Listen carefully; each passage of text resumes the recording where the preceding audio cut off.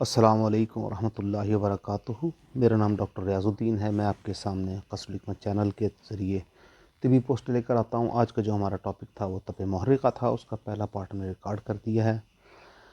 آج ہم دوسرے پارٹ کی طرف چلتے ہیں، کیونکہ یہ ڈیٹیلڈ ٹاپک ہے اور بہت ہی سیریس ہے۔ تو طب محرقہ یہ ٹائیفائڈ جو ہم نے پہلے بھی عرض کیا ہے، سالمونیلا ٹائیفائی کی وجہ سے پیدا ہوتا ہے۔ متعدی اور میعادی بخار ہوتا ہے، جس کی میعاد عام طور پر 21 دن تک ہوتی ہے۔ اچھا، اس کی میعاد اس طرح ہوتی ہے کہ بخار ٹوٹتا ہی نہیں۔ اگرچہ ہومیوپیتھک اور ہربل ادویات نے اس بخار کی میعاد میں خاطر کا کمی کر دی ہے، اس بخار میں آنتوں پر زیادہ اثر ہوتا ہے۔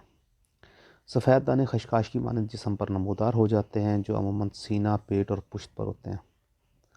مریض کافی کمزور ہو جاتا ہے، دمانے سے شکم درد کرتا ہے، آنتوں میں سوزش ہو کر دکھنے لگتی ہے۔ اس حال عام طور متعفن اور بدبودار ہوتے ہیں۔ اتنی شدید بدبو ہوتی ہے کہ پیشنٹ کو خود بھی فیل ہوتا ہے۔ ایک اصول ہے کہ ہمیں اپنے سٹول کی سمیل محسوس نہیں ہوتی، لیکن ٹائیفائڈ میں ہمیں اپنے سٹول کی سمیل محسوس ہونی شروع ہوتی ہے۔ ٹائیفائڈ بخار کے جراثیم گندے پانی کی سڑا میں پیدا نہیں ہوتے، بلکہ یہ سڑا جراثیموں کو پھیلانے اور ترقی دینے میں مدد دیتی ہے۔ مریض کے بول و براز میں کثرت سے ٹائیفائڈ کے جراثیم خارج ہوتے ہیں۔ اگر یہ جراثیم پینے کے پانی یا کسی اور وجہ سے تندرست اشخاص کے اجسام میں پہنچ جائیں تو بخار کا سبب بنتے ہیں۔ یعنی مین جو کازز اور ریزن ہے وہ اس کا پینے والا پانی ہے۔ تو آپ یہ دیکھ لیں کہ ہمیں پانی کو صاف رکھنے کی کتنی زیادہ ضرورت ہے۔ مکھیاں، مچھر وغیرہ بھی ان جراثیم کے پھیلانے میں پیش ہیں۔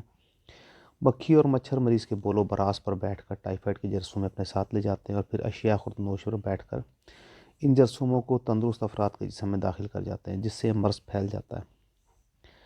جس طرح ہم نے پہلے آپ سے عرض کیا کہ ٹائیفائڈ جو موسم خزاں میں، یعنی جب نہ گرمی زیادہ ہوتی ہے نہ سردی زیادہ ہوتی ہے، تو اس میں ہوتی ہے، لیکن میں نے نارملی اس کو بہار اور خزاں دونوں میں ہی زیادہ دیکھا ہے۔ بچوں اور جوانوں کو، یعنی سمجھ لیں کہ یہ جو ٹائیفائڈ کے علامات ہیں یہ ہمیں فیبرری مارچ میں زیادہ ملتی ہیں یا اگست ستمبر اکتوبر میں زیادہ ملتی ہیں۔ ٹائیفائڈ موسم خزاں میں زیادہ ہوتا ہے، اس کے باوجود ہم یہ کہہ سکتے ہیں بچوں اور جوانوں کو یہ بخار زیادہ ہوتا ہے، جبکہ 40 سال سے زیادہ والے افراد اس بخار میں کم مبتلا ہوتے ہیں۔ اس مرض کی علامات کو 2 حصوں میں تقسیم کر سکتے ہیں۔ علامات اول یعنی بیسک سمٹمز اور کمپلیکیشنز۔ جو فرسٹ جو انیشیل سمٹمز ہوتی ہیں، جو زمانہ خسانت یعنی بیماری کے جسم میں پوشیدہ رہنے کے زمانے میں پیدا ہوتی ہیں، اور سیکنڈری تو وہ ہیں جو ظاہر اس کے بعد پیدا ہوتی ہیں، مرض کے دورے میں پیدا ہوتی ہیں۔ اس بخار کے جراثیم اچانک حملہ آور ہوتے ہیں، ابتدا سے ہی بخار کا دورہ شروع ہو جاتا ہے۔ زمانہ خسانت یعنی انکیوبیشن پیریڈ میں کسی قسم کی کوئی علامت پیدا نہیں ہوتی، لیکن سوائے اس حالت کے کہ عموماً مرض کے جسم میں پوشیدہ رہنے کی علامات یہ ہوتی ہیں کہ عام طور پر 1 سے لے کے 10 دن تک یا 21 دن تک ہو سکتا ہے، اس سلسلے میں مریض سست اور کاہل رہتا ہے۔ یعنی سمٹمز تو ہوتی ہیں جسم میں بیکٹیریا پیدا ہو رہے ہیں، اپنا کام تو کر رہے ہیں۔ سستی اور کاہل اس لیے پیدا ہوتی ہے کہ وہ خون RBCs کے اوپر امپیکٹ ڈالتے ہیں اور وائٹ بلڈ سیل اور پلیٹلیٹس کے خلاف لڑے ہوتے ہیں۔ ایک کافی بڑا کیمیکل چینج جسم میں پیدا ہو رہا تھا، جس کی وجہ سے جسم سست اور کاہل ہو جاتا ہے۔ کئی دفعہ سردی محسوس ہوتی ہے، لیکن یہ ملیریا کی طرح کی سردی نہیں ہوتی۔ مریض آپ کے پاس بیٹھنا پسند کرتا ہے، اس کو چھوڑنا نہیں چاہتا۔ مریض کی کمر خفیف درد اور ٹانگیں چلنے پھرنے میں ڈگمگاتی ہیں۔ آپ ویکنس کا اندازہ کریں کہ اس میں ویکنس کتنی زیادہ ہے۔ نارملی ٹائیفائڈ کے پیشنٹ میں بھوک کم ہو جاتی ہے، وامٹنگ محسوس کرتا ہے، یعنی کہ جی متلاتا ہے، مریض مریل معلوم ہوتا ہے، زبان سفید، یہ کافی موٹی طے ہوتی ہے، لیئر ہوتی ہے، اور معدے کی خرابی کی علامت کو ظاہر کر رہی ہوتی ہے۔ تنفس یعنی جو اسمیل ہے اس کے منہ کی، وہ کافی بدبودار ہوتی ہے۔ گلے میں درد، بار بار پخانا یا پتلے دست آتے ہیں، یعنی الٹرنیٹ ہوگا، یا موشن آئے ہوں گے، یا شدید قبض ہوگا۔ نبض کی حرکت تیز ہوتی ہے، جو گریجولی بعد میں 21-22 دن بعد کافی کمزور ہو جاتی ہے۔ نیند میں خلل واقع ہو جاتا ہے۔ یہ علامات آہستہ آہستہ ترقی کرتے کرتے مریض کو کمزور کر دیتی ہیں، حتیٰ کہ وہ بستر پر لیٹ جاتا ہے۔ پہلے ہفتے میں نارملی جو بخار بہت زیادہ تیز نہیں ہوتا، لیکن لگاتار رہتا ہے، مطلب 100، 101، 102 تک۔ نبض بھری ہوئی ہوتی ہے، 1 منٹ میں 90 سے زیادہ چلتی ہے۔ جلد کی حرارت تیز ہو جاتی ہے، پیاس بہت زیادہ لگتی ہے، دل کی جو طاقتیں ہیں وہ کمزور پڑنی شروع ہو جاتی ہیں، یعنی کہ پالپیٹیشن جو ہے اس پہ کافی زیادہ فرق پڑ جاتا ہے۔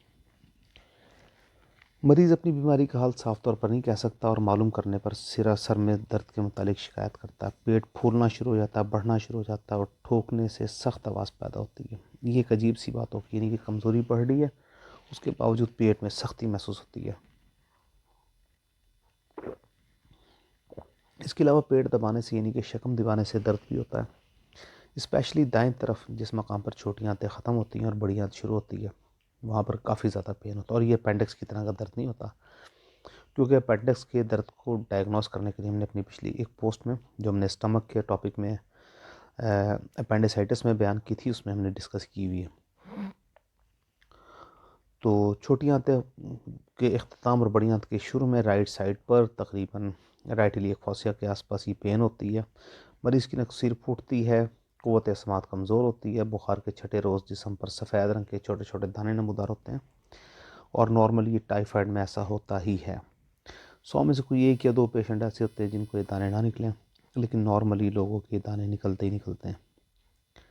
مریض کو رات کے وقت عموماً ہذیان ہو جاتا ہے۔ ہذیان کیوں ہوتا ہے؟ بخار کی زیادہ شدت ہوتی ہے، بخار کی شدت کی وجہ سے جسم کے پانی کا لیول خراب ہو جاتا ہے، دماغ کو پراپر پانی نہیں پہنچتا اور وہ ہذیان کی کیفیت میں ہو جاتا ہے۔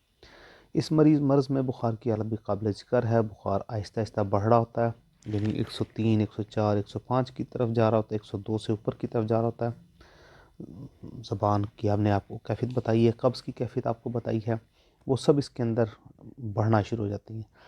دوسرے ویک میں بخار پرومیننٹلی 102 سے اوپر چلا جاتا ہے، یعنی کہ دوسرے ہفتے میں 102 سے کم نیچے آتا ہی نہیں، 103 104 کے آس پاس رہتا ہے، نبض اور زیادہ تیز ہو جاتی ہے اور کمزوری بھی بڑھ جاتی ہے،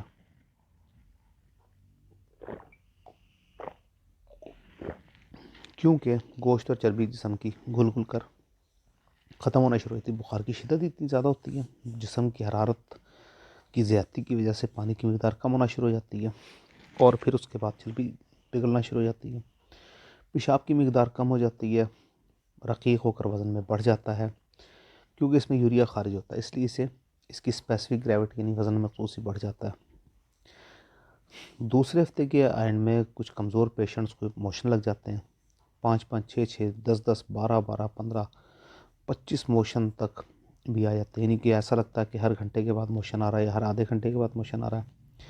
رنگت جو ان کی بہت خراب ہوتی ہے، یا یلو ہوگی یا بلیکش ہوگی یا گرینش ہوگی، مطلب محسوس ہوتا ہے کہ جی آنتوں میں شدید انفیکشن ہے۔ 25% مریضوں میں قبض ہوتی ہے اور 10 نہیں آتے۔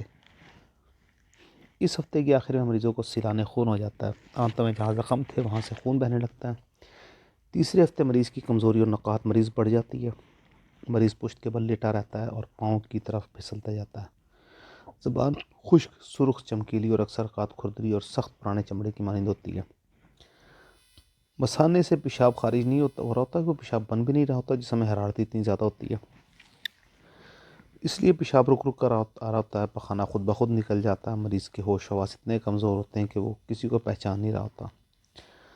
لیکن اس کے بعد پھر کیونکہ اب جسم میں مائیت بھی ختم ہو رہی ہے، جسم میں قوت بھی ختم ہو رہی ہے، تو اب یہ بخار جو ہے نا نیچے کی طرف آنا شروع ہو جاتا ہے۔ نارملی 21 ڈیز بھی گزر رہے ہوتے ہیں۔ جب یہ مرض خطرناک صورت اختیار کر لیتا ہے تو موت عموماً تیسرے ہفتے کے آخر میں واقع ہو جاتی ہے، اور اگر جسم میں قوت حیات موجود ہو تو نارملی 21 دن کے بعد ٹائیفائڈ جو ہے وہ نیچے کی طرف گرنا شروع ہو جاتا ہے، یعنی کہ کنٹرول میں آنا شروع ہوتا ہے اور مریض کی صحت بہتر ہونی شروع ہو جاتی ہے۔ ٹائیفائڈ کی بخار کی تشخیص میں جسم پر سفید باریک دانے نکلنا معاون ہوتے ہیں، ان گولدانوں کی کمی یا زیادتی ٹائیفائڈ بخار کی سختی یا نرمی کا کوئی ثبوت نہیں ہوتی۔